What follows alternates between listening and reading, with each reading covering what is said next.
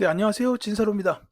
2026 수능 대비 한국사 3등급 맞춤형 개념 강의. 오늘은 그 네 번째 시간으로 조선시대 전기에 대해서 함께 공부해 보도록 하겠습니다. 자, 먼저 조선의 건국 과정부터 살펴볼게요. 자, 고려 말기에 공민왕이 이제 신진 사대부들을 많이 등용을 해서 권문세족을 견제하려고 했다라는 거를 이제 지난 시간에 말씀을 드렸어요. 이 공민왕이 돌아가시고 난 이후에도 신진 사대부들은 끊임없이 세력을 키우게 됩니다. 이제 그러고 나서 이제 공민왕 다음 단계의 우왕이 들어섰을 때 이제 이때 중국 쪽에서는 명나라가 이제 세력을 크게 확장하고 있었어요. 그래서 이제 이 명나라가 이제 고려한테 요구했어요. 뭘 요구했냐면 그 철령 이북 지역의 땅, 그러니까 예전에 쌍송 총관부가 있었던 곳입니다. 그 땅 원래 원나라의 땅이었으니까 이제 우리가 원나라를 대신해서 세워졌으니 그 땅은 이제 우리 땅이니까 우리한테 줘야 돼. 이렇게 얘기를 한 거예요. 예, 그때 이제 고려 조정에서는 난리가 났죠. 왜냐하면 이 쌍송 총관부가 있던 곳은 분명히 공민왕이 회복을 했습니다. 그래서 이제 고려의 영토가 됐었고 쌍송 총관부가 설치되기 전에도 고려 영토였어요. 그러니까 이제 명나라의 이 얘기를 들은 고려 조정에서 열받았어요. 그래서 당시에 우왕하고 그다음에 이제 우왕이 가장 아꼈던 장군인 최영, 이 두 분이 아무래도 저 명나라를 혼내줘야겠다 해가지고 요동 정벌을 하자라고 얘기를 하게 됩니다. 그래서 이제 최영 장군이 가장 믿을 만한 부하 이성계를 불러요. 야, 성계야, 가가지고 너 요동 정벌하고 와. 이랬는데 이성계가 이때 안 됩니다라고 해서 네 가지 이유를 내세우게 돼요. 그걸 일명 사불가론이라고 하는데 이제 그때가 장마철이라서 이제 백성들을 동원해서 전쟁을 치르기가 어렵다. 그리고 장마철이라서 이제 악교가 녹아내리기 때문에 활이 잘 쏘아지지 않는다. 그리고 음, 작은 나라가 큰 나라를 치기는 어렵다 같은 이런 이제 내용들을 들어서 이제 요동 정벌을 반대를 해요. 근데 왕명이 떨어지면서 결국은 이성계가 요동 정벌하러 가는데 그 과정에서 이제 중간에 위화도, 요게 이제 압록강 안에 있는 조그만 섬이에요. 여기에 이제 병력들이 모였는데 이 압록강을 건너면 이제 명나라 영토예요. 그래서 이제 요동정벌 진짜로 해야 되는데 아무리 생각해도 이건 아니다라고 생각이 들었던 이성계가 한동안 고민을 하다가 이제 병력을 돌려서 돌아오게 됩니다. 이게 이제 위화도 해군이죠. 근데 이게 이제 돌아온다는 게 결국은 이제 왕명을 어긴 거니까 쿠데타예요. 그래서 쿠데타를 감수하고 돌아와서 이제 개경을 점령을 하고 결국은 이제 그때 우왕을 폐위시키고 최영 장군을 나중에 이제 죽게 하고 이런 식으로 해서 정권을 장악하게 되는 사건이 바로 이제 요 위화도 회군입니다. 그러니까 요거는 이제 요동을 정벌하러 가는 과정에서 병력을 돌린 건데 정치적으로 본다면은 결국 이성계가 신진 4대부 세력들하고 같이 힘을 합쳐서 정권을 장악한 사건이다라고 보셔도 되겠어요. 그래서 이제 여기 신흥 무인 세력과 신진 4대부가 정권을 장악하게 되고 이제 이들이 과전법이라는 토지 제도를 시행합니다. 이 토지 제도예요. 근데 이 토지 제도가 왜 시행이 되냐면 당시 이제 권문세족들을 완전히 몰락시키기 위해서예요. 경제적 기반을 없애버리기 위해서 시행했던 토지 제도가 과전법입니다. 그래서 이제 이 제도를 시행을 하면서 권문세족의 기반을 완전히 무너뜨리게 되죠. 이러면서 이제 새로운 나라를 세우게 되는 기틀을 만들게 됩니다. 자, 그 다음에 이제 신진 4대부들이 이때 이제 좀 분열을 하게 돼요. 나눠져요. 이제 급진 개혁파 사대부들하고 온건 개혁파 사대부들로 나눠집니다.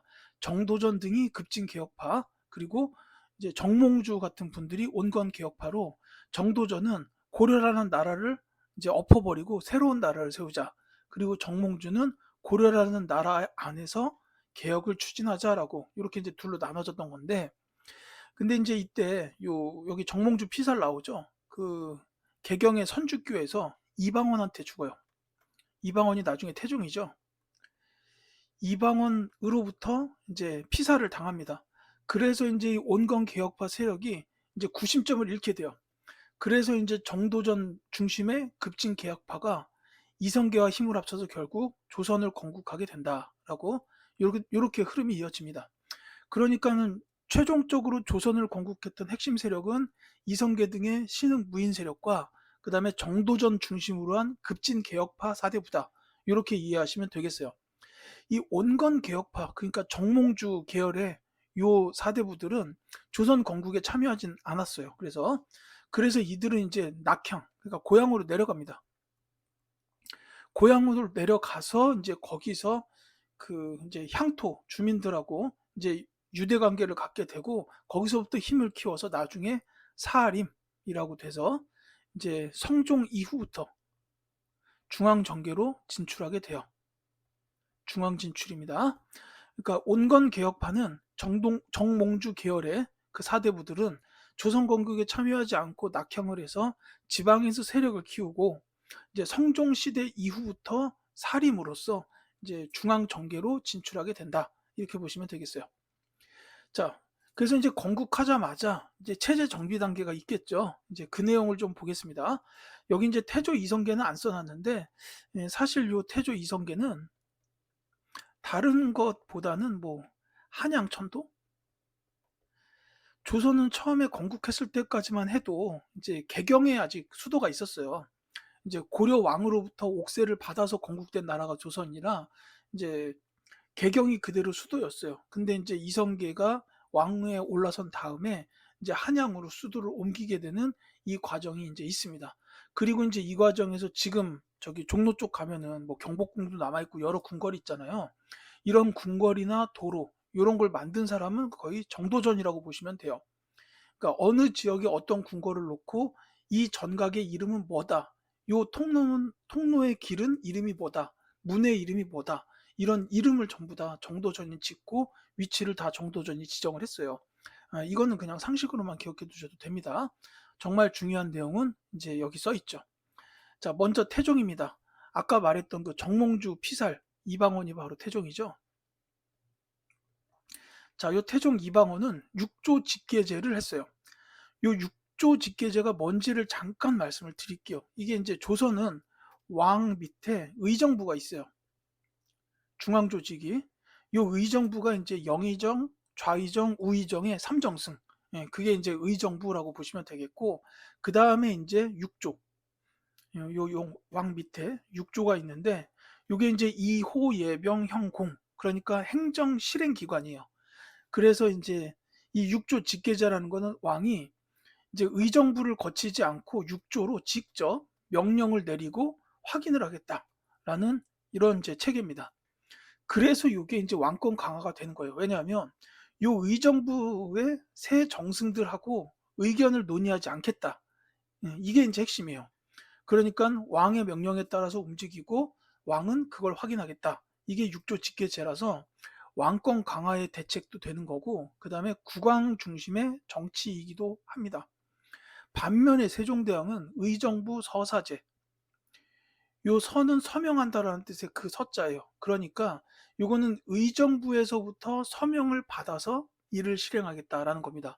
그러니까 이 말은 결국 뭐냐면 왕과 신하가 서로 협의를 하겠다라는 뜻이에요. 육조 직계제하고 분명히 다르죠. 왕과 신하가 서로 협의를 해서 논쟁을 하고 도출된 결론으로 행정을 실행하겠다. 이게 이제 의정부 서사제라고 보면 됩니다. 그러니까 이제 세종대왕의 경우에는 경의 의견은 어떠한가? 이걸 정말 많이 물어봤던 왕이에요. 그 다음에 집현전을 설치했어요. 이 집현전은 간단히 말씀드리면 학문 연구기관이라고 보시면 되겠죠. 여기서 이제 많은 학자들이 배출돼서 이 시기에는 정말로 조선 전기의 문화가 찬란하게 꽃폈던 시기이기도 합니다. 이게 이제 학문 연구기관이고, 그 다음에 이제 사군, 육진, 요건 이제 국방 관련돼서 압록강 지역이 사군, 두만강 지역이 육진이에요. 그러니까 요때 이 사군 육진을 개척하면서 영토를 지금의 영토랑 거의 같게끔 이제 확정을 한 겁니다. 그 전에 고려 때보다 영토가 약간 북쪽으로 더 올라갔어요. 그래서 이제 사군 육진을 이제 개척함으로써 지금과 거의 같은 영토가 이 시기에 확보가 됐습니다. 후민전 반포 말씀드릴 것도 없죠. 그 다음에 과학 및 기술 발전, 이것도 뭐 말할 것도 없는데, 이 뭐 저기 앙부일구라고 부르는 해시계나 자경루라고 부르는 물시계, 이런 것들도 개발이 됐고, 그 다음에 이제 그 본문에서 좀 많이 나오는 내용으로 칠정산이라고 있어요. 이게 뭐냐면은 천문서적이에요. 이제 이때 우리나라는 중국 명나라의 체계를 많이 따르고 있었어요. 그래서 인제 이 천문책도 명나라의 천문을 많이 참고했습니다. 그런데 땅이 멀리 떨어져 있으니 명나라의 천문과 조선의 천문은 당연히 맞지가 않아요. 그래서 인제 세종대왕이 학자들에게 명하기를 "우리 조선 땅에 맞는 천문을 확인해서 책으로 만들어 봐라."라고 해서 나온 책이 바로 칠정산. 같은 원리로 나온 게 농사직설이라는 농업서적도 있어요. 이거는 역시 농업에 관련된 겁니다. 그러니까 그 농사에 대해서 잘 아는 우리나라 그 농부들을 불러다가 이제 책을 만들게 한 거예요. 그래서 이것도 이제 명나라 땅에서 자라나는 작물이나 약초나 우리나라에서 자라는 작물, 약초가 서로 같지가 않지 않습니까? 그래서 인제 우리나라 농부들한테 이제 자문을 구해서 만들게 된 책이 바로 이 농사직설입니다. 인제 이런 거 하면서 장영실 같은 이런 학자들도 많이 인제 배출을 했죠. 이제 이렇게 보시면 되겠고, 자 그다음에 인제 세조입니다. 세조. 이제 수양대군이죠. 어 이분에 관련된 배경으로는 이제 영화 관상 보면은 나와요. 그 '내가 왕이 될 상인가.'의 그 왕이 바로 수양대군 세조입니다. 이제 그 연기는 그 456번 예 그 이정재 씨가 했죠. 근데 거기 영화에 나온 배경 그대로를 이해하면은 이 세조가 왜 육조직계제를 했는지 알 수 있어요. 이 전해가 단종이었는데 이 세조가 이 조카죠, 단종이. 이 조카 단종을 몰아내고 본인이 왕에 올랐어요. 근데 사실 이때만 해도 조선은 성리학의 나라니까 정통성이 없는 왕은 왕으로 인정하기가 힘들었을 겁니다. 근데 이 단종은 정통성이 완벽했던 왕이에요. 그러니까 인제 삼촌인 세조가 정통성도 없으면서 '멀쩡한 왕을 몰아냈다.'라고 인제 생각했던 사람들이 많겠죠. 이제 뭐 사육신 같은 분들도 그랬고요. 그래서 인제 이 단종을 몰아내고 본인이 왕에 올랐으니 왕권을 강하게 만들어서 휘둘러야 되는 수밖에 없어요. 안 그러면 계속 견제를 받고 "왕하지 마라." 뭐 이럴 거 아닙니까? 그래서 인제 자기의 왕권을 붙들고 휘두르기 위해서는 육조 직계제를 하는 거예요. 만약에 세조가 의정부 서사제 했다 봅시다. 그러면 거기 의정부 정승들이 세조가 국정하도록 냅두겠습니까? 아니기 때문에 자기가 직접 통치하는 육조 직계제를 할 수밖에 없었을 거예요. 그다음에 집현전 폐지. 이것도 당연하죠. 학자들이 많이 나와서 자기한테 이 말 저 말 하는 게 세조 입장에서는 좋을 리가 없어요. 그러니까 집현전을 폐지하는 거고, 경연도 이게 원래 신하하고 토론하는 겁니다. 왕과 신하가 토론하는 거예요. 왕하고 신하가 토론하는 게 경연인데 요거 폐지해야죠. 폐지 안 하면은 매번 시달릴 거 아닙니까? 그래서 이제 왕권을 강화시키기 위해서 실행했던 대책들이다라고 보면 되겠어요. 이제 더불어서 시험에 잘 나오진 않지만 토지제도였던 과전법을 직전법으로 요렇게 이제 바꾸기도 합니다. 요건 그냥 참고만 해 두세요. 자 그다음에 인제 그 뒤에 나온 성종, 요 세조의 손자인데 이 성종의 경우에는 이 성자가 이룰 성자예요. 그러니까 '조선의 체제를 이루어낸 왕이다.' 이렇게 생각하시면 되는데, 그 가장 큰 이유가 뭐냐면 경국대전이에요. 그러니까 조선은 완벽한 법치 국가, 요 경국대전이 법전이죠. 그래서 이 법전인 경국대전을 완성한 왕. 그리고 인제 또 한 가지 책이 있다면은 가끔씩 본문에 등장하는 책 중에 악학괴범, 이거는 노래를 수록해 놓은 책이에요. 이제 음악 관련된. 그래서 경국대전이랑 이 악학괴범이 나오면 좀 많이 어려운 문제가 될 텐데 어쨌든 인제 성종의 업적이라고 보시면 되겠고, 그다음에 인제 세조가 집현전을 폐지했는데 이 성종은 그 집현전의 기능을 갖고 있는 홍문관이라는 요 기구를 다시 설치를 하게 됩니다. 이 성종은 경연을 굉장히 좋아했던 왕이에요. 공부도 굉장히 많이 했고, 그래서 인제 경국대전 완성하고 조선의 체제를 완성한 왕이다. 이렇게 인제 보시면 되겠습니다. 자, 그다음에 정치 운영의 변화에 대해서 인제 말씀을 드릴게요. 인제 훈구라고 나와 있는데 이 훈구는 인제 세조가 왕권을 잡을 때 그때 그 계유정난이라고 해서 왕권을 잡았어요. 근데 그 계유정난에 공을 세웠던 신하들, 그 신하들이 인제 계속해서 권력을 잡으면서 그들이 훈구라고 불리게 되는 겁니다. 그러니까 인제 '세조의 최측근에서부터 비롯된 세력이다.' 이렇게 보시면 되겠어요. 그러니까 이제 개혁파 사대부가 조선을 세웠고 이 개혁파 사대부가 이제 세조 시대를 거치면서 훈구 이렇게 되고요. 요 사림은 아까 이제 처음에 말씀드렸다시피 이제 고려 말기의 그 신진 사대부 중에서 옹건파 사대부 그러니까 정몽주 계열의 후예들이 정몽주입니다. 정몽주 계열의 후예들이 이제 사림이 돼서 이제 성장을 하게 됐다라고 보시면 돼요. 그 과정이 여기 있죠. 성종이 훈구 세력을 견제하기 위해서 사림들을 적극적으로 등용했어요. 그래도 되는 게 이 사림들은 굉장히 똑똑해요. 공부 엄청 많이 하고 지방에서 세력을 키운 이제 그런 똑똑한 사람들이기 때문에 등용을 했던 거고 그래서 훈구 세력을 견제하기 위한 목적으로 성종이 등용을 하고 그러면서 사림 세력들이 점차 중앙에서 차지하는 비중을 넓혀 나갑니다. 이제 그 과정에서 사화가 일어나요. 그러니까 이제 사림들이 점점 성장을 하니까 이 훈구 세력들 입장에서는 아, 쟤네 저대로 크게 놔두면 안 되겠다라고 해가지고 이제 사림들한테 이제 그 피해를 입히게 되는 그런 일들을 일으키게 되는데 그걸 사화라고 불러요. 이 사화는 크게 네 번이 있었어요. 무오사화, 갑자사화, 기묘사화, 을사사화 이렇게 네 번이 있었어요. 크게. 어, 뭐 각각의 사화들을 세부적으로 이렇게 아실 필요는 없지만 중요한 거는 이 사화는 그 살인들의 성장을 견제하기 위해서 훈구가 벌였던 일이다. 이렇게 이해하셔도 되겠고 훈구와 살인이 대립하면서 벌어졌던 일이다. 이렇게 이해하셔도 괜찮습니다. 근데 말씀드렸듯이 그래도 살인은 죽지 않습니다. 왜냐? 지방에 서원, 이거 이제 교육기관이에요.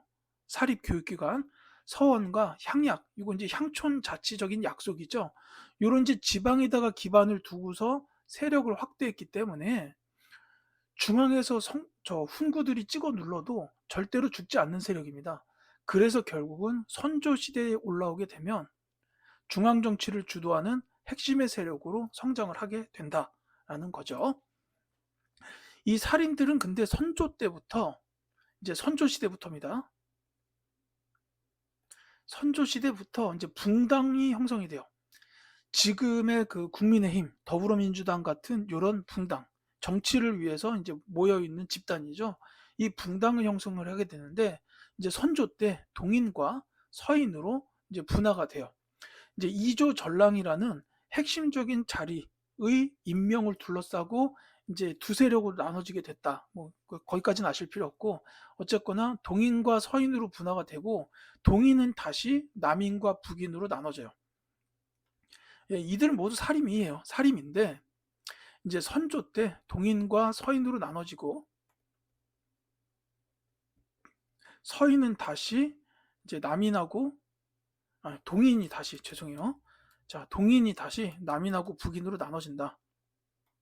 북인을 먼저 쓸게요. 요 북인은 인조 반정을 거치면서 이제 완전히 사라지게 됩니다. 그래서 이제 인조 시대 이후에는 남인하고 서인만 남게 되는데 이 두 세력이 이제 여긴 안 써놨어요. 조선 후기 내용이라 조선 후기가 되면은 이 두 세력이 서로 대립하고 반목하게 되는 이런 일들로 이어지게 됩니다. 그게 이제 예송이나 황국이고 그 다음에 이제 서인은 다시 거기서 노론하고 소론으로 분화가 되고 남인은 황국을 거치면서 거의 사라지게 돼요. 이제 얼마 남지 않게 됩니다. 다만 영조 정조 시대가 되면은 이 남인 몰락했던 남인들도 이제 탕평 정치에 의해서 이제 다시 등용이 되는 이런 일도 이어지게 돼요. 근데 요거는 이제 후기 얘기고 전기 때는 이 붕당 정치를 통해서 의견 경쟁을 하게 돼요. 그러니까 뭐 이때는 싸운 게 아니에요. 당이 갈라져 있었을 뿐이지 우리 당에서는 이런 의견이 있고 우리 당은 저런 의견이 있고 그래서 이제 두 의견 중에 어떤 의견이 낫나 이때는 계속해서 토론하고 이렇게 이제 공정하게 경쟁을 했습니다. 이게 이제 붕당 정치였다라는 거죠. 그 다음에 이제 외교에 대해서 보자면 이제 간단히 말씀드리면 조선 전기 외교는 4대 교린이에요.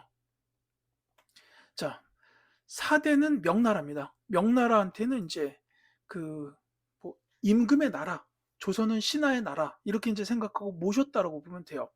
근데 이게 우리가 무조건 아래에 있었다라고 생각할 건 아니고 어디까지나 이제 조선의 이익을 위한 그 스탠스를 취했다라고 보시면 돼요. 왜냐하면 이 명나라는 대륙에 있으니까 크잖아요. 인구도 많고. 그러니까 이제 명나라와 4대 외교를 함으로 인해서 무역도 활발해지고, 그 다음에 이제 뭐 여기다 이제 조공이라고 나왔죠. 공물을 바쳤는데, 이게 조선에서 공물을 예를 들어서 뭐 천냥을 바쳤다. 그럼 명나라는 자기네가 이제 대국이고 이제 임금 입장의 나라니까 담례를 해야 돼요. 그래, 잘 받았다. 너희한테 이만큼 주마 해가지고 10배 정도 주고 이런 식이에요. 그러니까 이제 주변에서 다른 이제 명나라를 사대로 모시는 다른 나라들도 조선을 부러워했다라는 겁니다. 이제 그런 식으로 이해를 해주셨으면 좋겠어요. 조공 및 채권 관계가 그런 뜻이고, 그 다음에 이제 경제적 문화적 교류 활성화는 이제 당연히 계속 이루어졌죠. 그 다음에 이제 교린이라는 거는 회유책과 강경책을 동시에 쓴다라는 뜻이 교린이에요. 자, 일본이나 여진족하고는 교린 외교를 펼쳤어요. 그래서 이제 회유책과 강경책을 동시에 썼다라는 건데, 일본 같은 경우에는 여기 삼포 개방은 이제 그 회유책으로 보시면 되고, 강경책은 외구 격퇴. 그 다음에 이제 그 외구의 근거지가 스시마 섬이에요. 대마도죠. 요거 세종대왕 시기에 스시마 섬 정벌을 합니다. 이종무라는 장군이 스시마 섬 정벌을 하기도 해요. 대마도. 요런 것들은 이제 강경책이고, 회유책은 이제 삼포 개방 이런 거죠. 이 당시에 세종대왕 시기에 이제 이 스시마 섬에 있었던 사람들은 먹고 살 길이 막막했어요. 그러니까 조선으로 와서 약탈을 하고 이랬던 겁니다. 그러니까 이제 참다 열받아 가지고 정벌을 하게 됐다라는 건데, 그 뒤로도 계속 이제 그 외구 쪽에서 먹고 살기 정말 힘든데 장사라도 해달라 이렇게 이제 계속 빌고 빌었어요. 그래서 이제 나왔던 게 이 삼포 개방이에요. 이제 이 부산, 마산, 창원 이렇게 됐는데, 요 지역에서 삼포를 새 항구를 개방했다 요겁니다. 다만 이게 나중에 가면은 그 중종 시대로 가게 되면 삼포 외란 요게 나와요. 이 삼포 외란이 뭐냐면은 이 삼포에서 이제 그 일본인들하고 교역을 하고 있었는데, 우리 좀 더 많이 하게 해달라. 장사 좀 많이 하게. 근데 이제 조선에서는 계속 그거를 억제를 했어요. 딱 상한선 정해놓고. 그러니까 이 삼포 지역에서 일본인들이 난을 일으켰다라는 건데, 사실 이 난은 뭐 금방 진압은 됩니다. 근데 이 삼포해란하고 관련된 게 뭐가 있냐면은 이때 비변사가 처음으로 나와요. 비변사가 이제 변방의 난을 대비하기 위한 기구라는 뜻인데, 요 비변사가 처음으로 생긴 게 이 삼포회란 때문이다. 요거는 좀 봐두시기 바랍니다. 이때는 임시기구였는데 이게 이제 나중에 명종 시기에 가면 을묘외변이 또 일어나요. 역시 삼포에서 일어났어요. 그땐 요 비변사가 그 전까지 임시기구로 필요할 때만 이제 만들어졌다가 해체됐는데, 이 을묘외변을 거치면서 이때는 상설기구로 바뀌게 돼요. 이 비변사가 생긴 이유는 뭐냐면, 이렇게 변란이 일어나면 의사 결정을 빨리빨리 해서 실행을 시켜야 돼요. 막 의정부 6조 체계로다가 계속 뭐 회의하고 논의하고 이럴 수가 없으니까, 그냥 한 자리에 모든 사람들 다 모아놓고서는 이거 됐냐? 오케이 하자. 막 이런 식으로 빨리빨리 했다.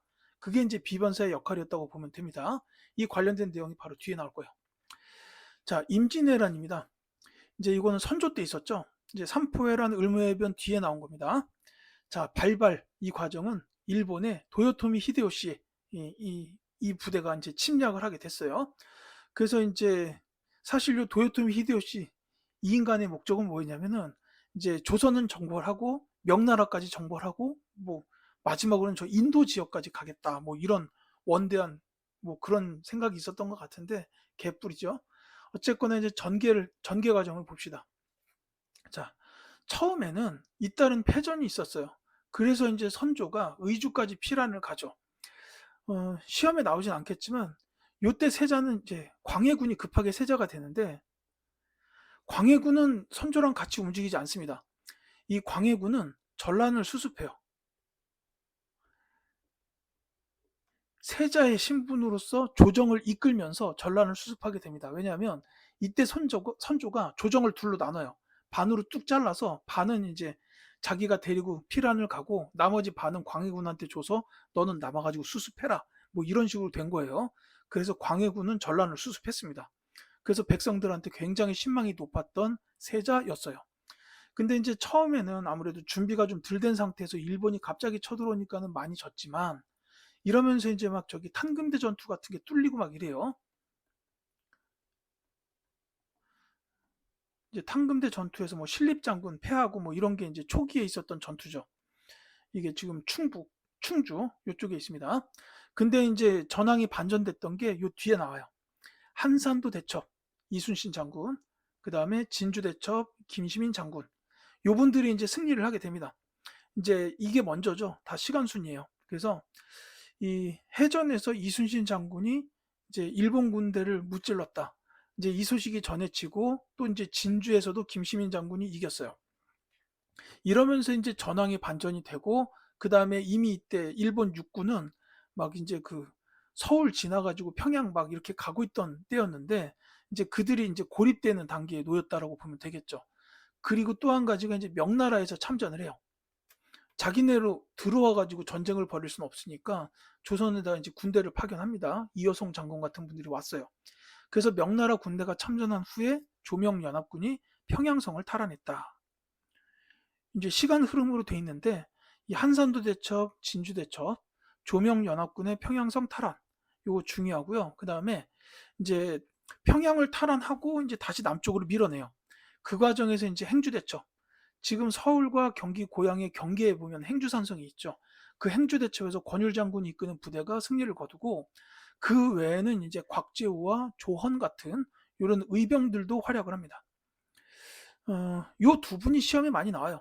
이제 뭐 요 네 가지 사건은 자주 출제가 되고, 그 외에는 뭐 곽재우, 조원 요런 분들이 이제 간혹 시험에 등장할 때가 있는데, 이제 요거 보고서 임진왜란이구나 요렇게 알아두시면 되겠습니다.